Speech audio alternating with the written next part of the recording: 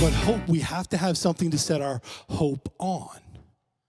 And last week we talked about the very unconventional circumstances that God chose to put his son to be born as a child in. The controversy swirling around Jesus' birth was palpable. The controversy was this. You've got a teenage girl who got pregnant from God, and there's rumors of adultery, rumors of idolatry. And in fact, we know from the scripture that Joseph had to struggle with it, and Joseph had every right in biblical times to have her stoned. And we don't consider that. That when Mary walked to Joseph to say, hey, by the way, we need to talk, there was an opportunity for him to say, if he didn't surrender to the Lord, you know what, I'm done. Because in the scripture, do you remember the woman who was caught in adultery? They dragged her in front of Jesus, and they said, what do we do, Master? And Jesus replied and said, you who are without sin, you throw the first stone. This was the court of public opinion. This is the way that it was done. And Jesus was born inside of that controversy, inside of adultery rumors, inside of political unrest, in a corrupt culture. Sound familiar? Sound relatable to today? Yeah. And he sends his son right in that situation and says, hey, here's where I want it to be done. Why would God do that? Probably to leave an example for you and I, who maybe you were not born in perfect circumstances. Maybe there were rumors circulating about your birth. Maybe not that you were the savior of the world, even though you think that you are. Sorry, Twitter says so. Or maybe you were born in an unfair situation. Maybe it wasn't the ideal circumstances. Because if you'd go back, I don't know if I would choose this mom or this dad to raise me because this was messed up. And I'm here to tell you today that God chose that very circumstance for Jesus to be born in so that way he could annihilate the conversation of you're not good enough, you have to perform well enough. Instead, no, it's not about you, it's about me. Because regardless of your circumstance, I am the Prince of Peace. He is the Lord of Lords. And he chose that very situation to step into, to eliminate the debate, to say, you don't have to compete anymore. You're worthy because of what I did. Because on your best day, you're not good enough. And that should be refreshing. Because we live in a land of competition, don't we? Is it just me that lives here? Because when I told you, you guys know me, 71, that's a race. And if anybody's in front of me, I'm losing. But that's how my head works. And we talk about the hope of the world, and we can endure anything if we at least know that there's a light at the end of the tunnel. It's fascinating when you stand there and you look at a candle burning, you stare at the flame. You can stand there and stare at it forever, can't you? Okay, this is the same reaction I got in the first service. Sometimes we're in Texas. Imagine this is a fire pit on your ranch. Now can you stare at it for a while? You know, you're like, the light is pretty. I like the soft rabbits. Some of you will get that from U.S. literature. Today, we light the second candle of Advent. The candle of peace. Because not only did he come to give us hope, the hope is that something would change inside of us. Because the anxiety, the performance, the facade, all of the tension that's within us to make sure we're good enough is the antithesis of his peace. You see, peace is not just a lack of violence. Peace is so much deeper than that. Peace starts way deep in here where everybody else can't see. When you go to bed at night and you're stuck in your bed with only you and you're trapped with your thoughts, that's when you know whether you have peace or you don't. That's the moment when it's just you. running through your day, having the conversation with the person that talks to you the most called your mind. Am I the only person here? How many of you guys ever been driving down the road and you're having a full-blown conversation and ain't nobody in the car? You know. Thank God for the invention of Bluetooth. Because before this, people just thought we were crazy. Now they assume you're talking to someone. They don't know that you're just talking to yourself. But our peace is valuable. And our peace comes from him. In Isaiah chapter 9, verses 6 through 7, it says this, "For unto us a child is born, to us a son is given, and the government shall be upon his shoulders. And his name shall be called Wonderful Counselor, Mighty God, Everlasting Father, the Prince of the increase of his government, and of the peace there will be no end. On the throne of David and over his kingdom, to establish it and uphold it with justice and with righteousness from this time forth and forevermore. The zeal of the Lord of hosts will do this." Who's responsible for it? Trick question. Nobody wants to answer in church because what if you're wrong? You look like a complete idiot in church and you don't want that. Who's responsible for it? The last sentence, the zeal of the Lord of hosts will do this. I love you. You have a role to play. You are pivotal, and God called you and God chose you, but the results are not up to you. The results are up to him. What you have to do is just walk it out. Now, if you don't show up to the game, then you miss the blessing of being involved. But that's what it's about. That's what it's actually about. It's his zeal. It's his passion. Another word for zeal would be his passion, his desire. And God has these desires for you. And he had this desire, and he wrote this, and he inspired the prophet Isaiah over 700 plus years before they saw this come into action in Luke chapter 2, further proving what was coming. So you had an entire community of people who had this book, who memorized this book, who spent time with it and knew that there was a Messiah coming. And yet when he showed up, they didn't recognize him. Sound familiar? Sound like our culture?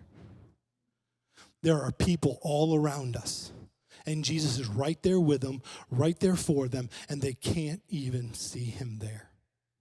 Not a lot has changed. In fact, this is what it says in Luke chapter 2. It says, "For unto you born this day in the city of David a Savior, who is Christ the Lord. And this will be a sign to you. You will find a baby wrapped in swaddling cloths and lying in a manger." And suddenly there was with the angel a multitude of heavenly hosts praising God and saying, "Glory to God in the highest, and on earth peace amongst those whom he's pleased." Now, some of you are wondering what Bible I'm reading from, because you remember it different, don't you? Right? You remember it, peace. To glory to God in the highest, peace on earth, and what? Goodwill toward men. I gave this quick little theology lesson, little Bible history. That's a terrible translation. It's the King James that started that. In fact, I told people that there actually isn't a book of James in your Bible, even though you'll find it. His name was John. But sweet old King James had a preference when he was translating. How many guys, sometimes politicians or leaders can be corrupt? Is it just me? You guys don't know that? Did you guys forget what church you're in? We talk to each other. Amen? Amen? Otherwise, this gets awkward. But old King Jimmy decided he was going to put his name in there instead of John, so that's why you have the book of James, and it was really actually the book of John. In this translation, if you do the etymology and you look up the original Greek words, it actually says this. It says, "On earth, peace among those whom he is pleased with." Well, we don't prefer that language because in order to recognize that there's peace on earth for those he's pleased with, there must be those whom he's not pleased with, right? And right now you're going, okay, Dan, so is it works or is it not? You've already confused us. You've already put us in an awkward position. You said there's nothing we had to do to earn it, and now you're saying that we have to please God. Well, welcome to Cornerstone. Because isn't that the way we live? We live knowing one thing, but yet we see a reality that is drastically different. And when we see that, we see a duality of lives. Sometimes it's generous, sometimes it's selfish. Sometimes it's selfless, sometimes it's selfish. Sometimes it's serving, sometimes it's self-serving. Sometimes it's right, sometimes it's wrong. Sometimes it's patient, sometimes it's not. Sometimes it's angry, sometimes it's loving. Anybody else live in the same home I do? Yeah, because we live with that duality. And we want to talk about it today and say, wait a minute, there might be a different way. You see, peace does not coexist simultaneously with war. Not simultaneously, at the very same time. Are there moments in war where there's peace? Yes. It's not all war until the war is over. However, it does not exist simultaneously. And you've heard me talk about this with worry and worship. You can't worry and worship at the very same time. You're doing one or you're doing the other. It's your choice which one you choose to enslave you. How many of you guys here have worried about Christmas and getting enough gifts? Oh, a bunch of lying women in here. Is my wife the only wife that worries because I am a total slacker and don't buy any gifts? I just go, whatever, and she just does everything. Any other husband in here do that? Thank you. Now, I'm going to ask the question again for some honest people. Does anybody in here ever worry that they didn't get the right gift or enough gifts for Christmas? Thank you for the people who decide to be honest in church. Smart move. But we worry about things, and we worry about things that are not real, don't we? Thank you. I really appreciate that you're here today. The rest of these people are coming to see you and I. I'm glad they showed up. But the reality is we worry about things that we don't need to worry about. We get consumed with things that are not ours to consume us. In fact, I would say it like this. You know, when your passions are at war within you, don't be surprised when you're not experiencing peace inside of you. When your passions are at war within you, don't be surprised when peace is not within you. This is what James chapter 4 says. James chapter 4 says this. He goes, isn't it this that causes strife, envy, and troubles? What causes quarrels? What causes fights among you? Is it not this, that your passions are at war within you? This is the reality of how we live. We either decide whether our desires lead us or the divine leads us. And it's quick, and we drift so quickly, don't we? How do I know? Let somebody cut you off on the way to go buy Christmas gifts, right? They see almost 3.5 feet between your car and somebody else's because you're that guy driving the F-250, right? No? And you leave this much room? Am I the only one that does that? Okay. And they say, I got this, and they just squeeze right in there, and you just jack the brakes, everybody's snapping, they're mad at you, right? And in that moment, your passions are alive, aren't they? You're like, oh, I now feel. I don't need any more coffee. I am very clear at your intellectual capacity. It happened to me this week, and I was like, oh, come on in, plenty of room. I did the armed thing, too, in my truck. Imagine the poor person who's driving in the rearview mirror, because you know that you know when you do it, too, right? You know, you're like, oh, sorry. Right? And they see the arm go, come in. Right? But you know at that moment, don't you? That's when all of a sudden your passions are wildly clear to you. You don't need coffee to wake up anymore. You now know it's right there. And we have these passions and desires. We have this kingdom of me that I am very committed to defending. At all costs, I will defend this kingdom. I dig a moat, I put a drawbridge, I put dragons, sharks, lions, everything out there so that way nobody can invade the kingdom of Dan. Am I the only person that does this? No, you put locks on yours, you use Nest, you have videos, you show it to all your friends, right? You have all these things set up for you. And it's not bringing you peace. It's bringing you stress. And it's warring within you. So here's what I would say. They cannot exist simultaneously. You have to choose which one you're going to let reign. Greed does not coexist with generosity. Okay? Selfishness does not coexist simultaneously with selflessness. It doesn't happen at the same time. But we have to be honest about our situation. I told the story in the first service. Have you guys remember way back, like centuries ago, when we used to go to stores and buy Christmas presents? Instead of now, you push a button, you spend way too much, and it's just bing, boom, 75 boxes, hello, right? I promise you, I feel like sometimes, like the Amazon delivery guy knows my family better than I do, because he's there more, like 8 times a day. He's like, seriously? Seriously, shut it off. But the reality is this. We live with those two people inside of us. When we go out and we go Christmas shopping, we go out there and we buy a bunch of things, right? I was out buying a bunch of things, and then I came down one of our exit ramps. You guys know the one off of 360? It goes right down into Westlake on Bee Caves Road, right? I would call it a number, but I don't know why you guys give 2 names to every road. That's just weird. I'm coming off that off ramp, and I'm coming down to that light.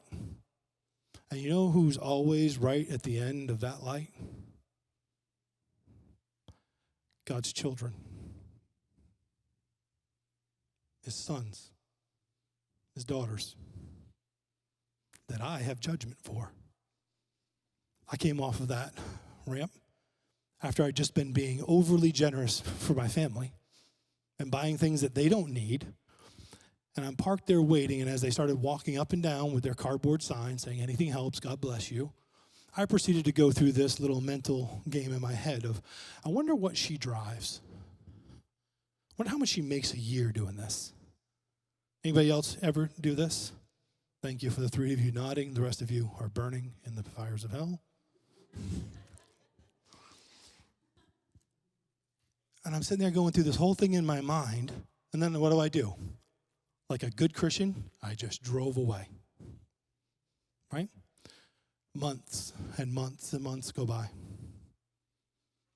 And then I see a great church in our area post a video, and I see, guess who? That exact lady on the video. They start telling her story and how she's homeless, and she actually got transitioned into Community First. And she's actually got a job that Alan Graham helped her get over there at, Hat Creek Burger. And she's working there. And they're telling the story of getting her off the streets and getting her into a job so that way she's actually found a relationship and she was getting married. So here's a success story while the Christian pastor is judging.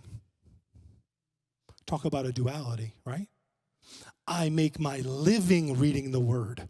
I make my living explaining the scripture. I make my living trying to inspire other people to do the same. And yet I live with duality, don't I? And so do each one of us. And we have to decide which one is going to rule and which one is going to reign. Because here's what we do. We reduce everything down to our kingdom. We reduce everything down and make it as simple for us to understand so that way it fits in neat little boxes. And how many of you know the world does not fit in a neat little box? Here's what we do. We reduce hope to a wish. It's really not hope anymore. It's not that we know that this is coming because he is our hope. We just wish that things go well. Well, I wish you well. In other words, I don't care. Instead of hope, which hope demands an action. We reduce peace to calm. As long as everything's calm, we'll be okay. How many parents have ever pulled into a fast food restaurant to jam food in your kid's mouth because you just want them to shut up? So we settle for calm in replacement of peace. And we wonder why we raise a generation that's confused. Why do they need something to entertain them every 2 seconds? Because you raised them and taught them to do that. How do I know? My car went through the same drive-through.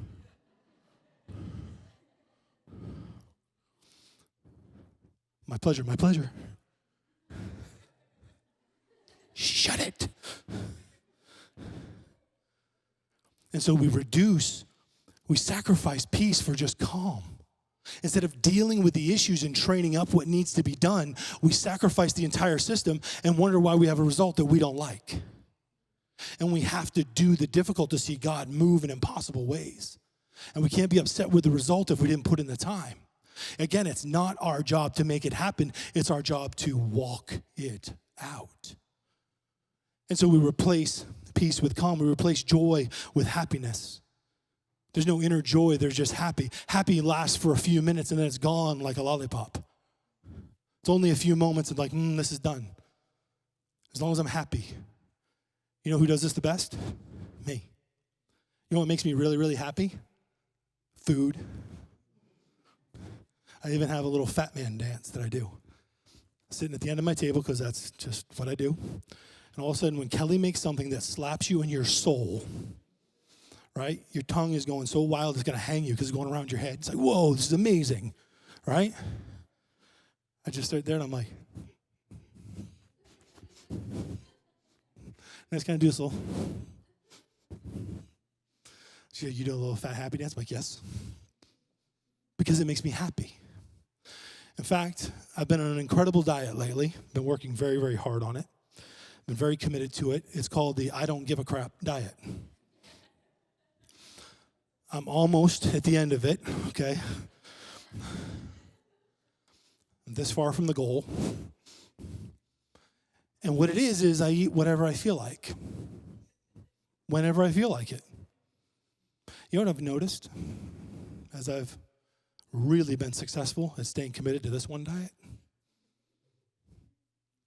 Nothing tastes that great anymore because I allow myself to have whatever I want, whenever I want it. So nothing tastes special.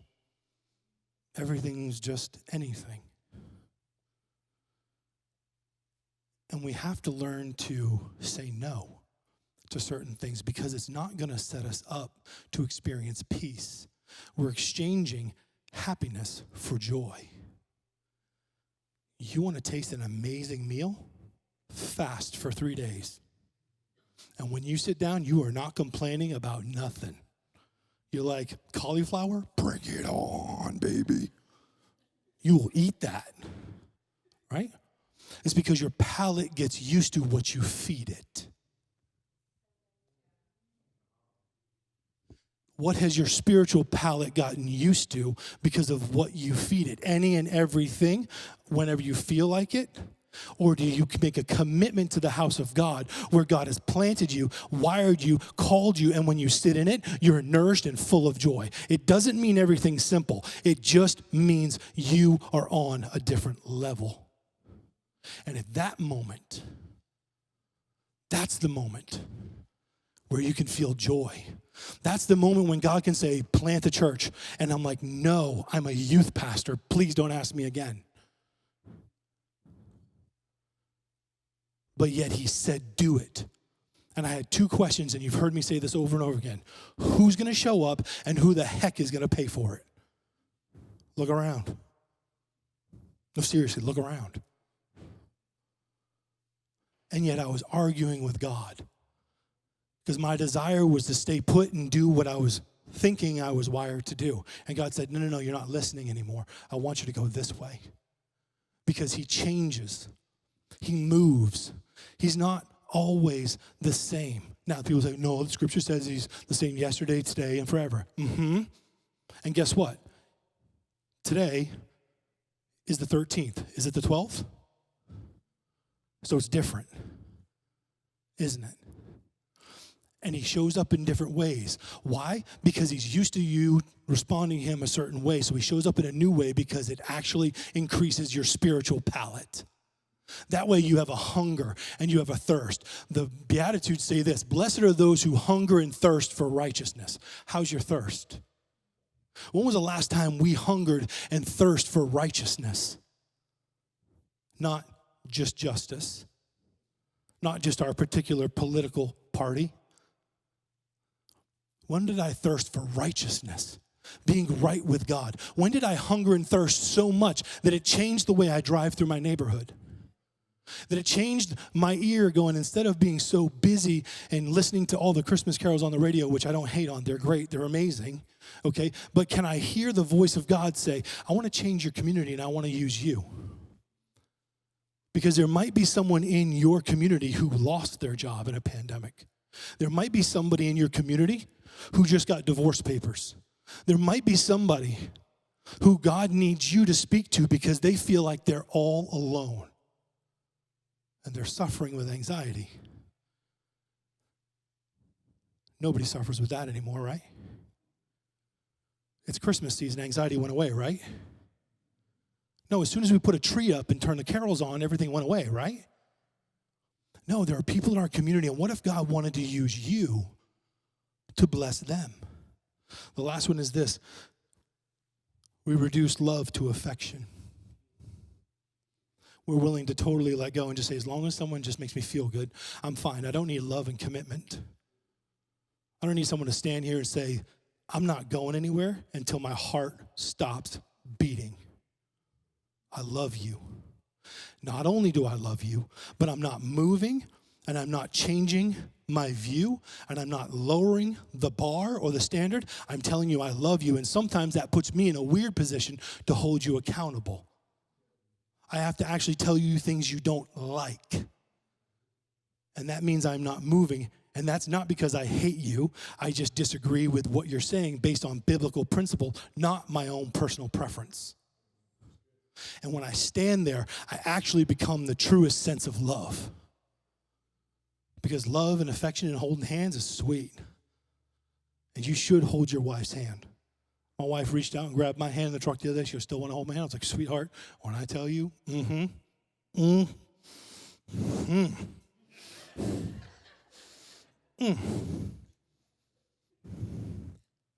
But how many know after 20 years being married and 4 years dating before that, sometimes things can get a little bit weird. And you might get in a conversation where you don't feel like holding that hand. I remember we used to go to a diner in New York, and she'd love it when I'd slide in the same side and act like we were in high school, like sitting on the same side. Fat guy happy dance.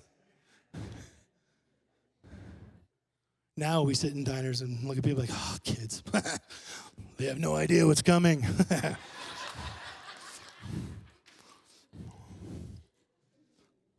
But we can't trade love for affection, because affection is not love. Love is defined by the scripture. Go to 1 Corinthians 13. Love is patient. Love is kind. It believes, hopes, it endures all things. It never fails. Everything else goes away, but love always remains. And when we sacrifice and shortchange ourselves and accept affection and replace it and reduce it for affection instead of love, we will walk away wanting every time. You see, reductional thinking makes an omnipotent God impotent. That's what it does. We've lost our wonder. When was the last time you were in awe of God? When was the last time you literally sat and you're just like,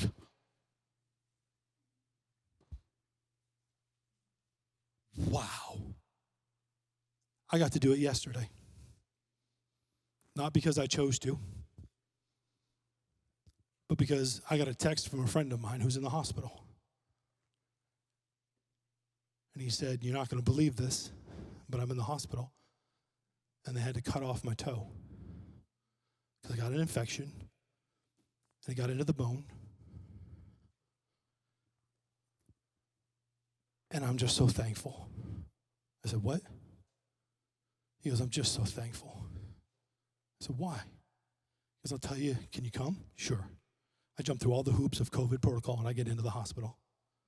And he goes, you have no idea. If God didn't have me at that moment realize my leg was getting numb because I have neuropathy, because of diabetes, because of the way I've treated my body, I would have had no idea, and I wouldn't have went to that doctor because I was trying to self-treat a simple blister on the bottom of my foot. He goes, and I didn't know that an infection started. I just tried to take care of it myself. And then When I finally went to a doctor, they said, we need you in for surgery immediately. And they said, we're going to have to take your middle toe out. And when he woke up, the doctor looked at him and said, you know, I'm one of the only doctors in the world that could do this. You know that you should have woken up with any other doctor doing this surgery, and your leg would have been gone just below the knee. They would not have messed with this. It's interesting how your perspective changed when someone's taken away one of your toes and you're thankful it wasn't your ankle and your shin and your leg. And he was in awe of God. He's a big dude. And he's sitting there with tears in his eyes running down his face going, why are we so stupid, Dan? Why are we so dumb? Why? I said, if you got the answer to that, man, whew, you and I are never working again. And I looked at him and I said, don't lose the spiritual application. You got a wound and you couldn't feel it because of the way you treated your body, which created neuropathy. How many people do you know sometimes they can't even feel things they're doing anymore because they've said so many yeses to their desires that they don't have any sensation anymore?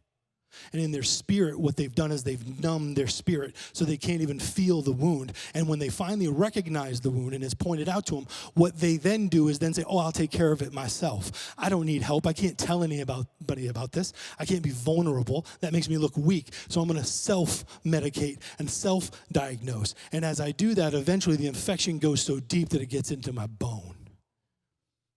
And then we lose something critical. Instead of being in awe of going, God, you have something for me, and it's so important that my desires line up with yours. And I say no to myself so that way I can hear you. Because when I'm talking to myself and saying yes to everything, I can't hear the voice of God saying, I've got something different for you. That's a moment. I was in awe to watch a huge man go, I'm so thankful he took my toe because I still have the rest of my leg. That's a different kind of awe, isn't it? Yeah. How many are glad for your feet right now? How many didn't even think about your feet till just now? Giggle, giggle. But seriously, how many are thankful for your feet right now? I mean, I ain't proud of what my toes look like. That's why I keep them wrapped up consistently. Shoes, everything, keep it away. But boy, am I glad they work and operate. And it changes our perspective. When we look at things differently, it changes our perspective. We cannot reduce our thinking, okay? We cannot be reductional in our thinking because it does. It makes an omnipotent God impotent. And we lose his power. We lose our awe and wonder. And you see, there's something inside of each one of us that's a glory thief. We're searching for glory. Anybody admit that here?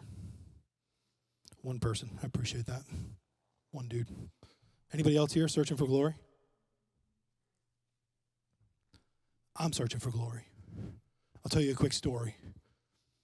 They didn't have a football team in New Hampshire where I grew up. I am built for football, if you didn't notice that by the visuals. But they had a basketball team, right? And I sat there and I dreamed of glory from the bench. Nobody else here ever rode the bench? Everybody, you guys were all starters? Look, I can see you. Don't make me call you out because I know some of you were not starters.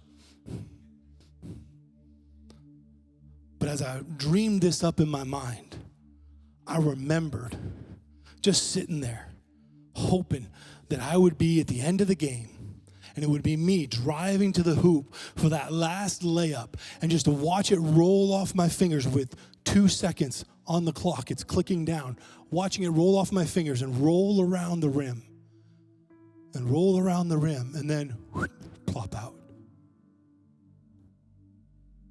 And then to hear a whistle. There was a foul. And then it's a moment because we're down by 1 and it's me at the free throw line. So I stand there, dribble, drop it, tie game. Second shot. crowd goes wild. They hire large men in forklifts to carry me and hoist me above others, right? And chant my name. Nobody else ever dreams like this? We dream like this, don't we?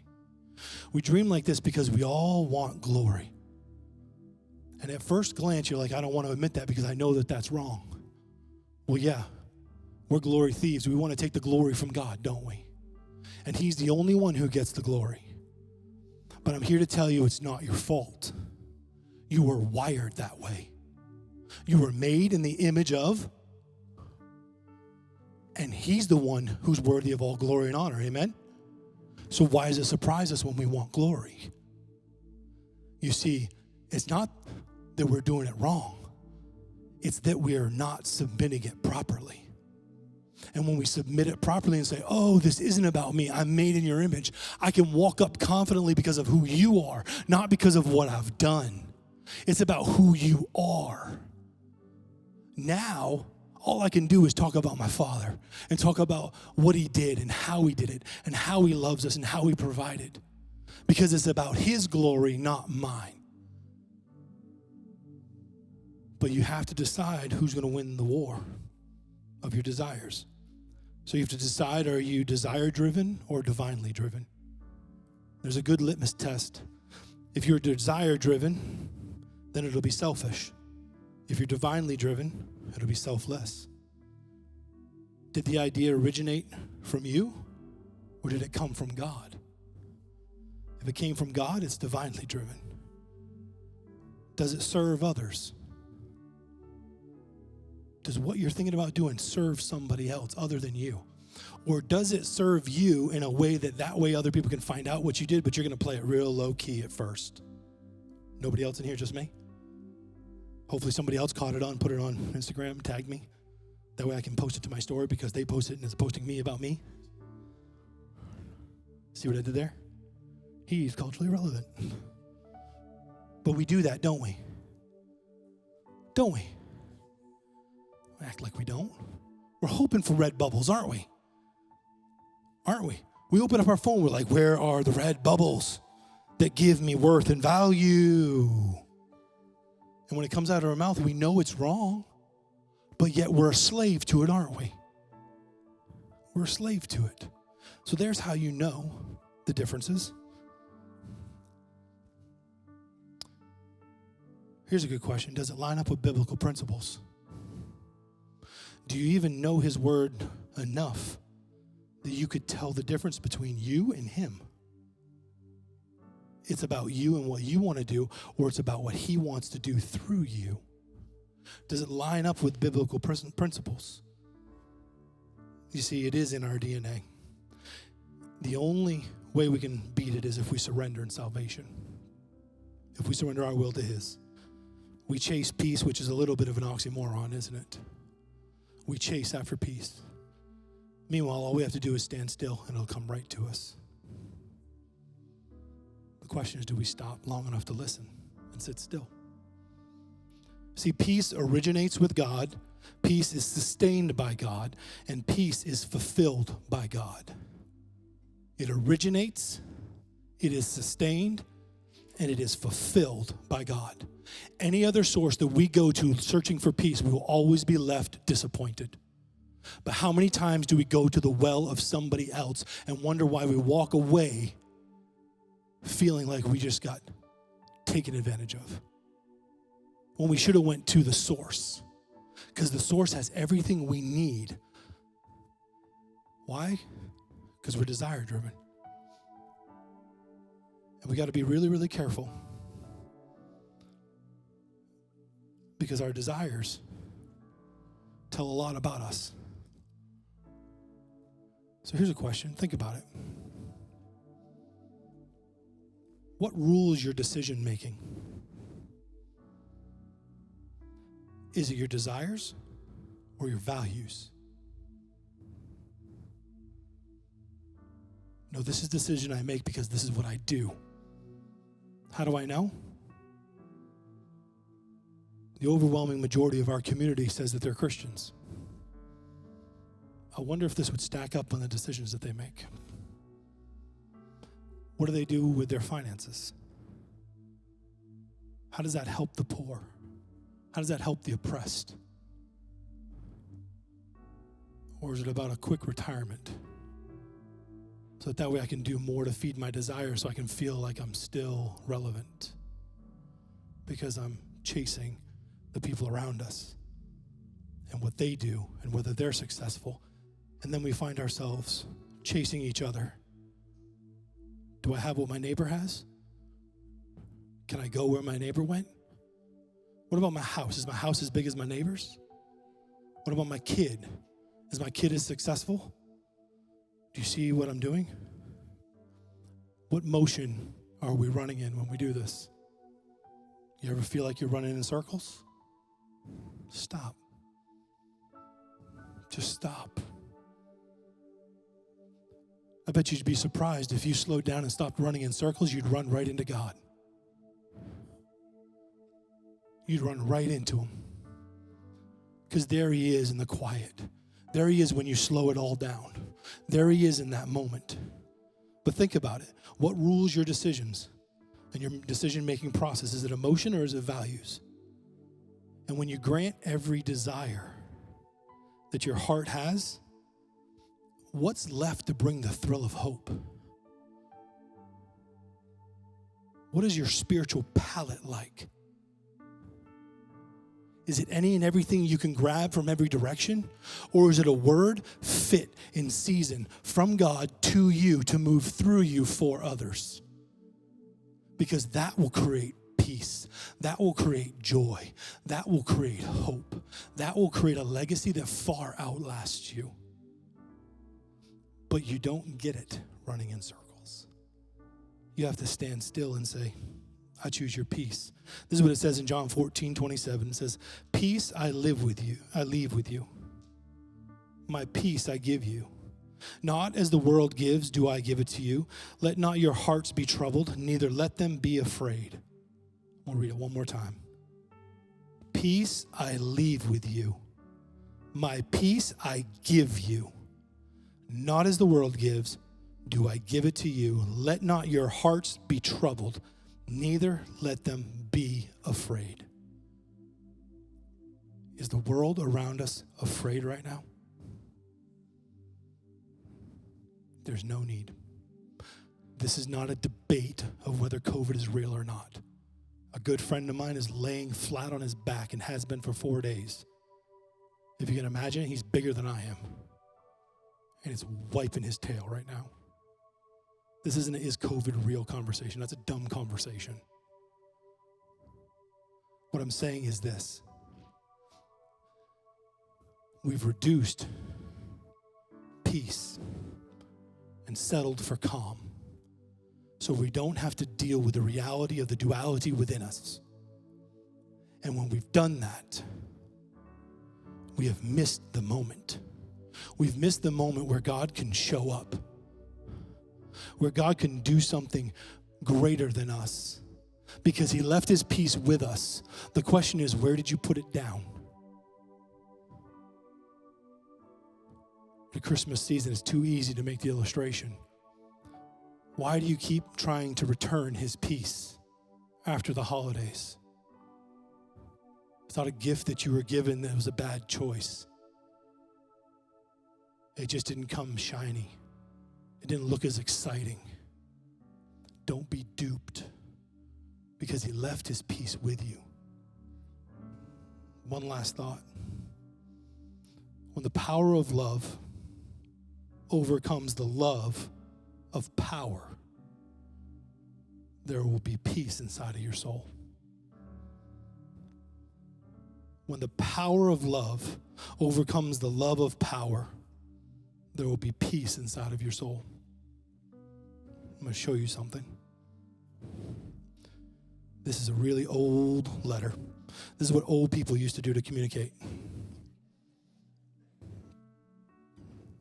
This is dated June 1997. Okay? This is a letter that was written to me by my sweet girlfriend on the front row. Not Tom. The one sitting next to Tom.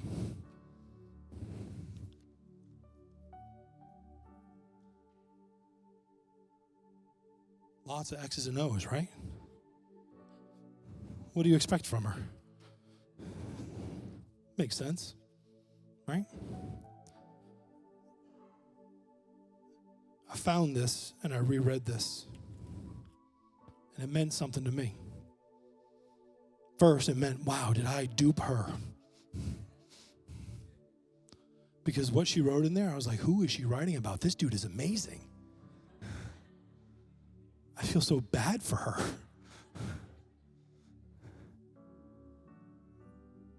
It's a love letter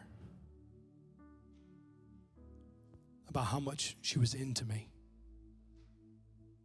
You know, when I read this, I got a stupid grin and started doing the fat happy man dance again. Just smiling. How many guys ever, how many old people, this old people, not young people, you guys don't write anymore, you just text, okay? How many old people ever read an old love letter from your wife? Anybody? Good. Makes you feel good, doesn't it? You got a stupid look on your face when you're reading it, don't you? Right?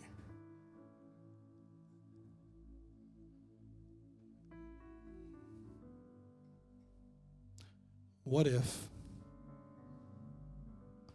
we went back and read his love letter to us? Maybe we'd have a stupid grin on our face. What if we carved out time to get back into his word? And when we did, we fell in love again. I'll tell you what happened when I read this. This was convicting. I was like, this dude doesn't do these things anymore. Guess what this dude did this week? These things. Because I got myself back in the love letter. And it was convicting. What if we got back in the word and it was convicting? What if we got back in the love letter and said, you wrote this for me. Why am I letting this be dusty on the shelf? Because there's power inside of it. And as soon as I access it, it's not about it, it's about what it does in me.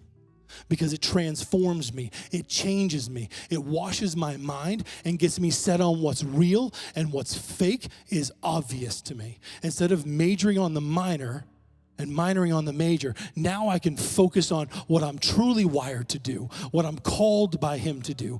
And when all I do is focus on him, I can just walk it out. I don't have to be good enough. I don't have to perform. I don't have to live up to your expectation or make sure that you don't tweet about me. Instead, I can just walk straight forward and go, are you pleased? And there you find peace. Not in the court of public opinion, but in his throne room, where he reigns supreme. The question is, who sits on the throne in your courtroom? Who sits on the bench? Who are you allowing to hand down verdicts? Because that's the one that can either give you peace or give you anxiety. Would you bow your heads with me?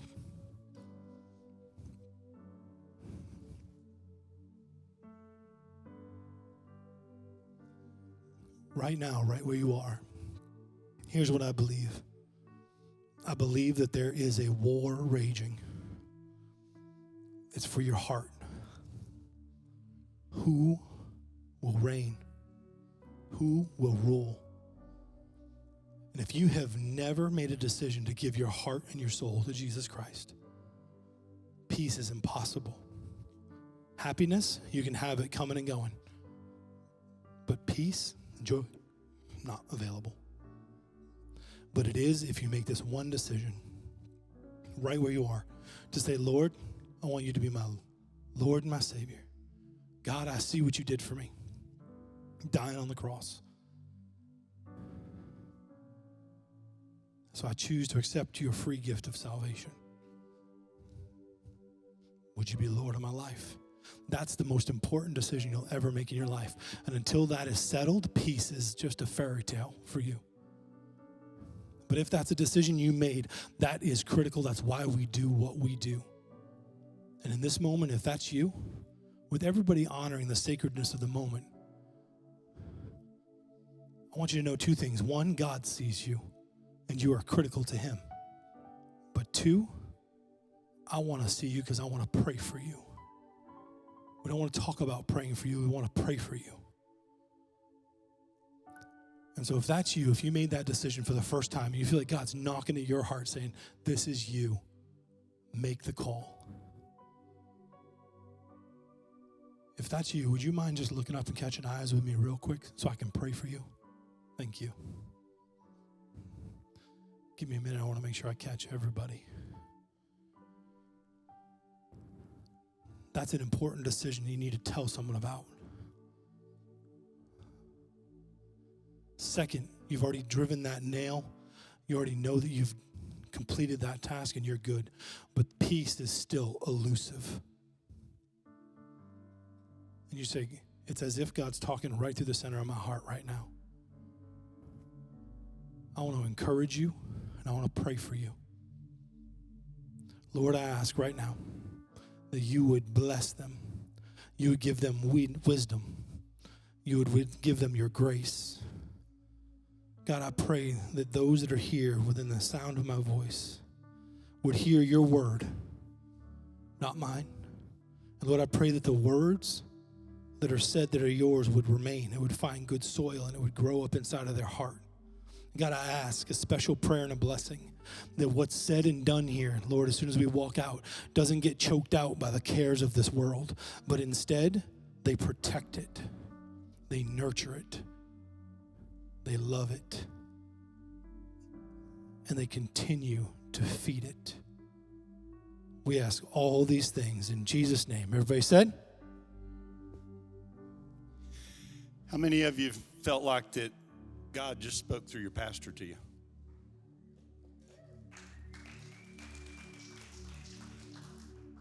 It doesn't get talked about a lot, but I'm able to know Dan a little as a friend and visit a little bit. And make no mistake, your pastor spends a lot of time talking to God during the week to find out what God wants to say to us.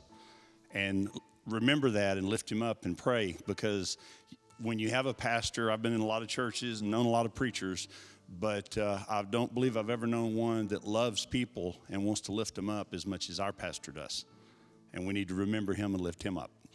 As the ushers come forward and take the offering, I just wanted to remind you guys of something real quick. The board you see over here on the little easel is it's a mock drawing of a building that we are going to build at Cornerstone. So Cornerstone is going to lay a cornerstone. And I find it interesting that Dan always talks about we started a church in a pandemic, so why not start a building program in a pandemic? Amen? All right. There's a lot going to go on. We're going to start talking about it a little bit more as time goes on into the new year. And I would ask you one single thing. Pray about our church. Pray about our building. Pray about what we're going to build. Pray about our lot and our dirt. Think about it. Think about what each of us can do and how we can be involved. Everybody that's a part of this church has something to give, whether it's money or time or gifts or things. We all can be a part of that, and it's going to be a most incredible, awesome thing. I've got to be involved in this a couple of times, and I am excited. I am ready to roll anything that keeps us from hauling these chairs in and out of here every Sunday. Anything. Well, let's get after it.